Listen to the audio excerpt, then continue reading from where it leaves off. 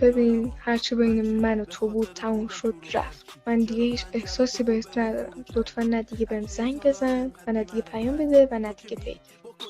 خداحافظ.